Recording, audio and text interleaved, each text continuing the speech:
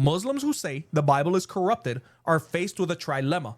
Either the Quran lied or was mistaken about the Bible's integrity, or Allah, hold on, dude. And then you guys, and then they come in my comment section crying because I got muted. You don't get to interrupt in here, brother. I'm not wearing a hijab. Look at the camera. You see me? Do you see me? I'm not wearing a hijab. I'm not part of your culture where you just get to talk over me and say what you want to say and everybody got to shut up. But unfortunately, you called here and that's how it is. I am the one running the show, not you. This isn't your house. So you're going to listen to the rest of the dilemma because, again, you've been asked a question 4 or 5 times that you refuse to answer, absent the fact that you're the one who made the claim about it. So again, either the Quran lied or was mistaken about the Bible's integrity, or Allah could not protect his word, which means that your Allah is incompetent, which I believe anyway, and it undermines his sovereignty, or the Bible is true, which invalidates Islamic theology anyway. Let the people of the gospel judge by what Allah has revealed therein, and if any do fail to judge by what Allah has revealed therein, they are those who rebel. Quran 10:94, if you are in doubt about what we have revealed to you, then ask those who have been reading the book before you. There's no ambiguity to that.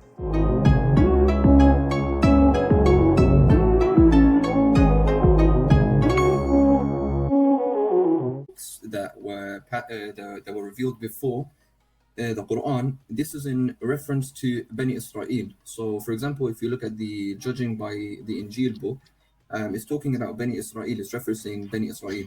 And as we know, Bani Israel were at the time of Moses and the time of Isa alayhi salam, which is Jesus. So, when Allah is referencing these books, I believe that the people of the Injil, which were the people at the time of Isa, and the people of the Torah, which were the people at the time of Moses, could judge using the revealed books, for the original books that were uncorrupted.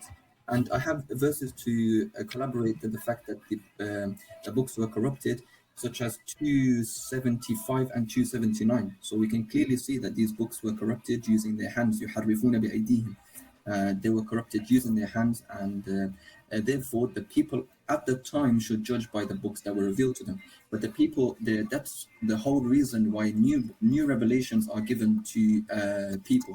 For example, the people of the Injil were given the Injil because the people of the Torah corrupted the book and strayed from the correct path. So Allah sent a new messenger, which was Isa, and he put them back on the correct path. And then they done this again. So Allah sent Muhammad, and he promised that this book would be preserved, but he didn't promise that the other books would be preserved. So have you actually read your Quran? I've read most of it. Okay. Well, no, I've read it a few times. So, So the thing about that is that, and I find it interesting that you say that because, and you have a lot of background noise. So I'm going to mute you only because you have tons of background noise. Okay. I don't know where that background noise is coming from, but so it's interesting to me because when the Quran talks about the Injil and the Gospel, I'm sorry, the Torah and the Injil being guidance and light and classifying them as God's word, the Quran makes it clear that God's word cannot be corrupted, and yet somehow you are saying that they were corrupted. So you're saying the Torah came, they corrupted it. You're saying that the Injil came, they corrupted it. And then the funniest thing to me about that is that you're saying then the Quran came and that was a final revelation, to say nothing of the fact that we have so much evidence of Quranic corruption up to and including the Islamic Dilemma. But I'm going to save you from a world of confusion here, right? Because unfortunately for you, your entire argument falls apart for one simple reason. You're forced to ignore what the Quran actually says about scriptures in Muhammad's time. So I will let you know. That's why I asked you if you read the Quran. The command to judge by the gospel is not some ancient throwback for Israelites only. And I've heard this argument before, but it has been debunked thoroughly for a reason, right? The command given in the Quran was a present tense command for the people of the book during Muhammad's lifetime in Quran, Surah 5, Ayah 47. So here's the problem for you. If Allah meant judge by a book you no longer have, that's not just incoherent, it's a pointless command. Now, I'm sure as a Muslim, you're not going to tell me that the Quran is full of pointless commands, right? But another problem for you is that every serious Muslim scholar from Al-Tabari to Ibn Kathir admits that the people of the gospel still had a recognizable working gospel. Hang on, I gotta, the background noise is driving me up, is killing me over here, right? So again, your own scholars admit that those gospels were presently in their hands and not corrupted. That's why in Quran, Surah 10, verse 94, Muhammad is literally told to ask those who read the book before you if he has doubts. If he has doubts, ask the Christians, ask the Jews, because they have the books before you. Again, not a command Allah is going to give if those books are lost or corrupted, right? You cannot ask non-existent or corrupt books, and you cannot ask people reading scrolls that vanished centuries earlier. This is why I find it hysterical when people say that the dilemma is not a dilemma. But secondly, and most importantly, you try to play the corruption card with 275 and 279. Now, again, those verses are not about wholesale manuscript corruption, my friend. They're about individual frauds, people who are making up stories and not rewriting entire sacred text. And if that's the insinuation you're making, you are going to have to prove a manuscript-wide corruption event. And by that time, in the time of Muhammad, biblical manuscripts had already spread from the to the edge of Europe, throughout Africa, throughout Asia, the Middle East, right? So you're going to have a very hard time explaining how every single one of these manuscripts were changed without anybody noticing, right? So if you don't believe me, you don't have to take my word for it. You can read Tafsir al-Kushari from Ibn Abbas, or even the summary from Answering Islam blog and Pondering Islam. They all say the same thing, that the context behind what you try to insinuate as biblical fraud were forgeries and twisting the meanings intellectually, not changing the actual text of the Torah or the Injil that was being read by the Jews and the Christians in Arabia. But, and lastly, even if you tried to stretch the meaning, congratulations, you just blew a hole in the entirety of Islamic theology. If the texts were corrupted, then your God failed to protect his previous revelations, directly contradicting Quran chapter 6, verse 115, as I alluded to earlier, that no one can change his words. You're stuck in the dilemma even further. I yield back to you, Yugi boy.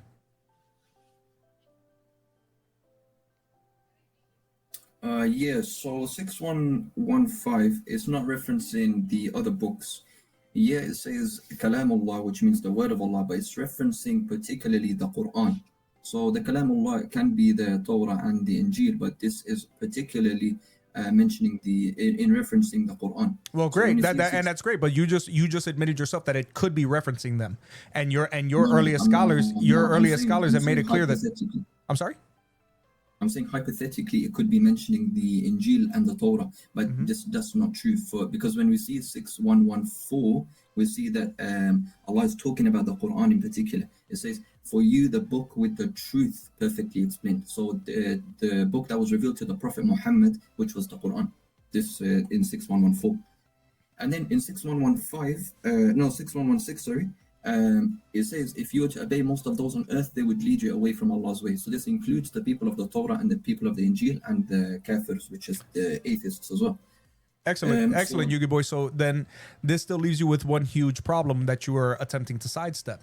I made it clear to you that you claim that the Torah and the Gospel, absent any evidence, suffered from corruption. You said God sent the Torah, people corrupted it. You said they sent the Injil, people corrupted it. And you said this happened twice. So now you are stuck with the burden of proof, because you are making an assertion absent any actual historical evidence that these two books were corrupted.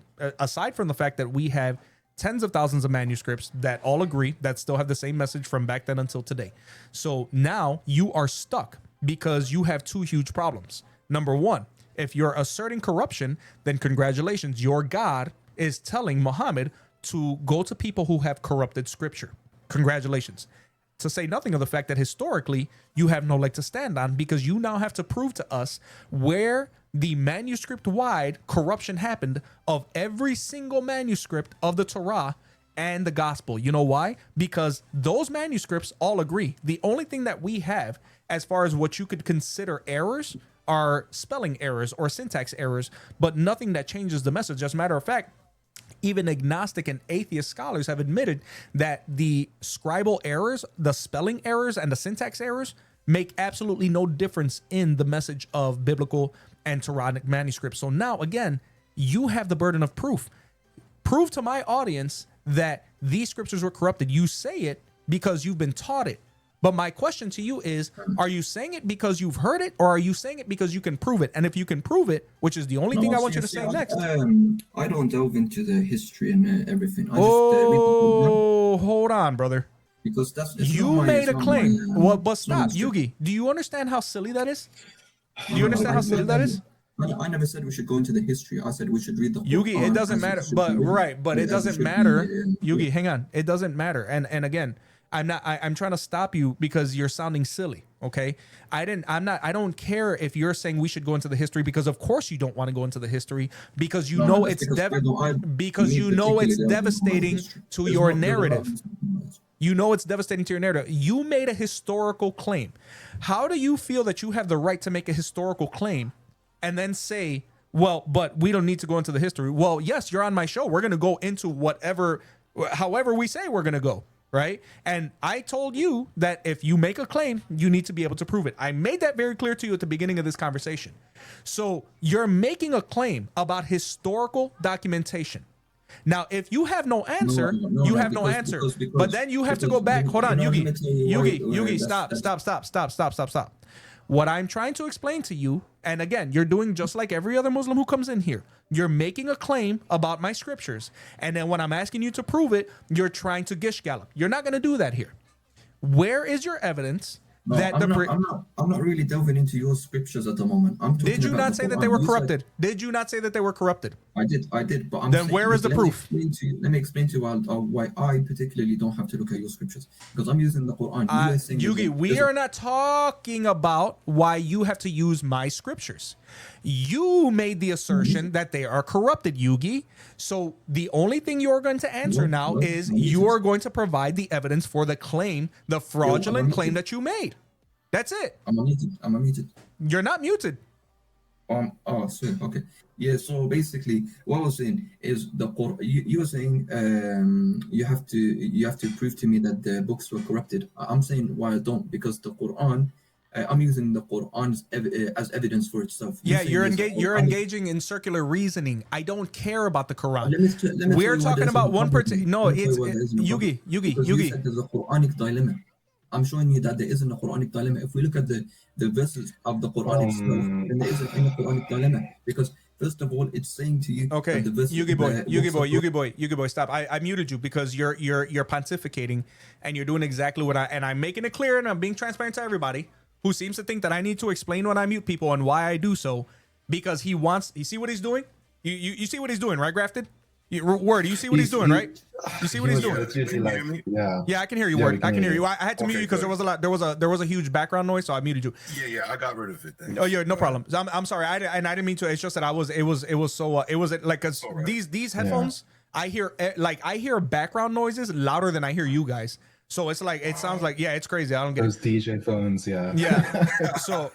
So again, I'm going to ask him one more time, because now he's engaging in the circular argument of, well, I don't need to prove anything because I'm using the Quran, and the Quran says it's true and there's no Islamic dilemma, to say nothing of the fact that all he did was dig himself 25 feet deeper into the Islamic dilemma. I'm going to ask him the question one more time. Okay. Yeah. And then I'm going to unmute you, Yugi. And then if you cannot engage with the question I'm asking you, and only the question I'm asking you because you put yourself in that position, okay? As a matter of fact, when I upload this clip later on, which I'm going to do, I'm letting you know right now, you finna to be on YouTube next week, my brother, all right? I'm going to play the clip of you stating the Torah came down and it got corrupted, and then they sent Isa and they gave him the Injil and it got corrupted. I'm going to play it so that people can't say that I'm being unfair to the Muslim who calls in and makes claims that he cannot prove. So I'm going to ask the question one more time, and that is the only thing you better answer. If not, you can make sure that the door don't hit you on the way out, brother, because you cannot engage in intellectual discourse. You do not get to make claims on this show that you cannot corroborate. So here's the question. Where is your manuscript-wide evidence of manuscript corruption for the Torah and the Zabir and the Gospel? What is it? Brother Maverick, before you unmute him, sorry, I just want to say one thing. Yeah. Yugi boy, listen, understand something. We explained to you that this is the Islamic dilemma we're talking about. The Quran itself is in question. Mm-hmm. So the Quran can't just automatically be used as a given evidence. We don't want an answer that goes, I don't have to give it evidence because I've got the Quran. Right. That's the whole point I'm trying to make. Because you said there's an Islamic dilemma. So now when you look at any dilemma, you look at the dilemma itself. You don't look at outside claims or outside Yugi, evidence. this You is look at the your dilemma claim, itself brother. Oh and my God, see dude, if you the made dilemma is the an actual claim. problem, or if there's an actual solution. Right. inside So the you are dilemma. trying to appeal to the Quran as the truth, and you made that claim Yeah. by asserting that the two previous scriptures were corrupted. To say nothing No, of the no, no, fact no. that Okay, you okay. have No, to be so you're saying- intellectually listen. You have to be very dishonest with yourself if you're actually going to tell yourself that those scriptures were corrupted, and you can't look at, and you have to skip over the plain reading of those verses and say to yourself, hey, you know what? This obviously is not a dilemma. You want to play that game with yourself? You do whatever you got to do.